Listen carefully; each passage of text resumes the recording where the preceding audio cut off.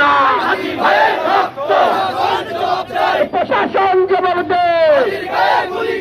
লাখটা গুলি হাতির গায়ে, লাখটা গুলি হাতির গায়ে, এই আমরা ছিল রক্ত। সবাই জবান খুলে ফেলেন, হাতি ভাইয়ের রক্ত। এই আবু সাইদ মুগ্ধ, শেষ হয়নি যুদ্ধ। জবাব দে, হাতি ভাইয়ের রক্ত বন্যায়। Action to action. লাগছে গুলি হাতির গায়ে, এই আমরা আছি লাখো ভাই, দিয়েছি তো রক্ত, এই রক্তের বন্যায়।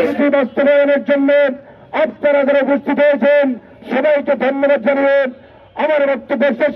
জুলাই বিপ্লবে যারা জাতির মুক্তির জন্য আন্দোলন করেছেন, উসমান হাদি হচ্ছে তাদের অন্যতম নেতা।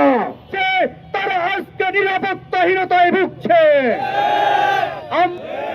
কুসুম কুসুম অভিযান চালিয়ে দিনে এক কথা আর রাতে আরেক কথা, এই যদি হয় অবস্থা, সেটা করে কখনো আগামীতে আপনি সুষ্ঠু নির্বাচন দিতে পারবেন না।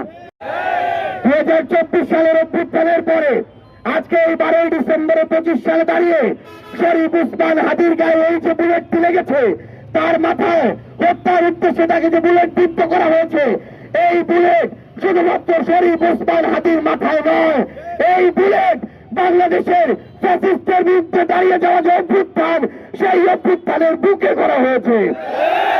এই বুলেটটা শুধুমাত্র একজন ব্যক্তির মাথায় করা হয় নাই, এই বুলেটটা একটা আইডিয়ার বিরুদ্ধে করা হয়েছে।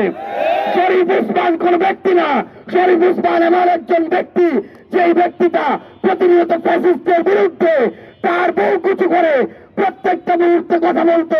এই গুলিটা চালানো হয়েছে যারা ফ্যাসিস্টের বিরুদ্ধে কথা বলতো তাদের বিরুদ্ধে। এই শরীফ উসমান হাদি তার অভ্যুত্থানের পূর্ব থেকে অভ্যুত্থানের পর পর্যন্ত ভারতীয় আধিপত্যবাদের বিরুদ্ধে সেটা টান করে কথা বলে এসেছে। এই গুলিটা চালানো হয়েছে যারা ভারতীয় আধিপত্যবাদের বিরুদ্ধে কথা বলে তাদেরকে ভয় দেখানোর জন্য। আমরা এই অন্তর্বর্তীকালীন সরকারের সাথে সংশ্লিষ্ট বিভিন্ন ব্যক্তি প্রত্যেককে আমরা দেখেছি, তারা কিছুদিন যেতে না যেতেই তাদের সামনে অনেক বড় বড় এজেন্ডা হাজির হয়েছে। কিন্তু যারা খুনি, যারা হাজারের অধিক ভাইয়ের জীবন নিল, যারা রাস্তায় মানুষকে পাখির মতো করে গুলি করে মারলো, তাদের বিচারের জন্য তাদের যে তৎপরতা, তাদেরকে গ্রেফতারের জন্য তাদের যে তৎপরতা, এটা আমরা তাদের মধ্যে আর দেখতে পাইলাম না। আমরা আমাদের জায়গা থেকে কি দেখলাম? একটার পর একটা মামলা হয়, 10 জন 20 জন গ্রেফতার হয়, কিন্তু টাকার বিনিময়ে হোক, পিছন থেকে পলিটিক্যাল নেগোসিয়েশনের বিনিময়ে হোক, ওই আসামিরা, ওই খুনিরা একটার পর একটা জামিন পেয়ে গেছে।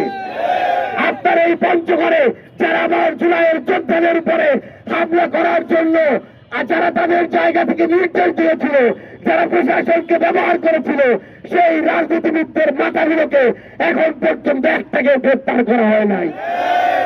আমরা স্পষ্ট করে একটা কথা বলি, এটা কোনো ছোট বিষয় না।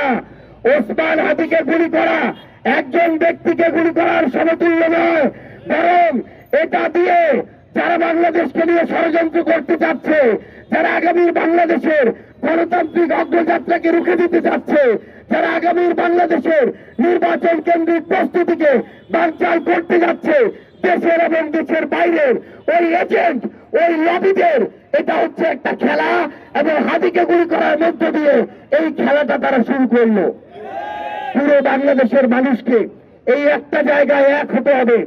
মনে রাখবেন, আগামীর বাংলাদেশে আমরা যদি ঐক্যবদ্ধভাবে, আমরা 24-এ যারা লড়েছিলাম, তারা আবার এক হয়ে যদি ওই আওয়ামী সন্ত্রাসীদেরকে এবং তাদের সাথে যারা আগামীর বাংলাদেশের স্থিতিশীলতার বিরুদ্ধে ষড়যন্ত্র করছে, তাদের বিরুদ্ধে লড়াইটা না করি, তাহলে আগামীতে আবার আমরা যেই পথে চলছি সেই পথ থেকে বিপথে যাওয়ার সম্ভাবনা আছে।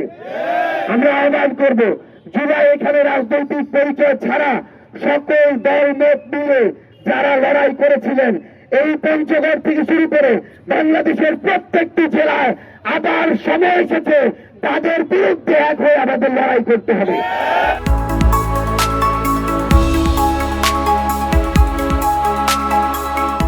দিনাজপুর টিভি মানুষের জীবনের কথা বলে।